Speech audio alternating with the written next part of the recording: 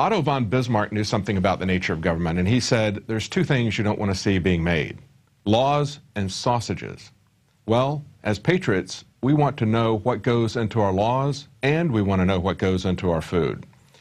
Now, we've had over and over again examples of large corporations using the government to punish their competition, to go after small businesses. Think about what the milk industry is doing to raw milk producers.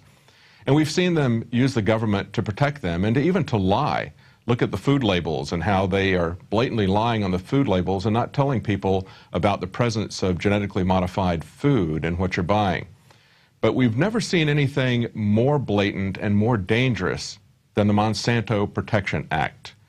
Anthony Gucciardi writes, "Are you surprised? Monsanto openly wrote their own Monsanto Protection Act."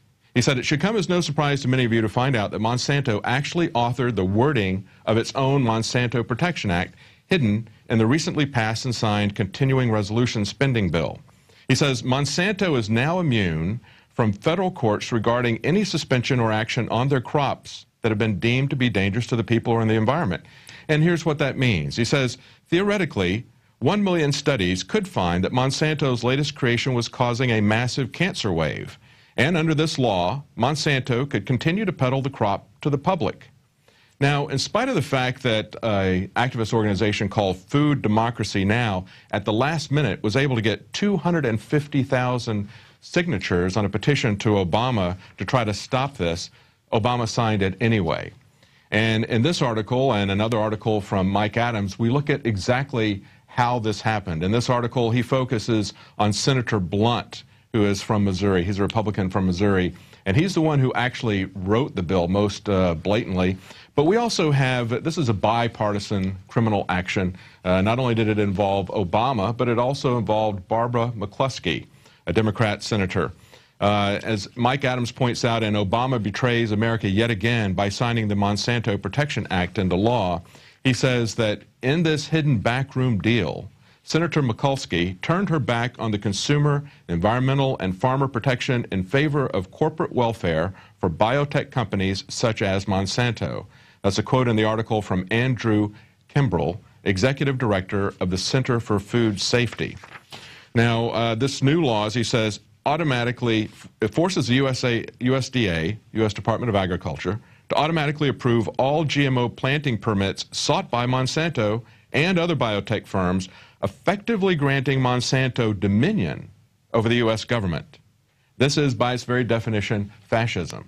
Well, the very fact that they could get this put through shows that they really effectively already have dominion. They're just coming out in the open and making it a public law that they have dominion over the U.S. He also talks about Senator Blunt's involvement. Senator Blunt, the Republican from Missouri, he said he actually worked with Monsanto on a provision that, in effect, allows them to keep selling seeds which can then go on to be planted even if it is found to be harmful to consumers. And he says that is stunning. Now, the gist of this article from Mike Adams is that Obama is betraying, that Obama has deceived. He points out that when Obama ran for office in 2008, he promised to end secret prisons, to decriminalize marijuana, to balance the budget, to honor the Second Amendment even, and to make health care affordable. Everything he has done has been against all of that.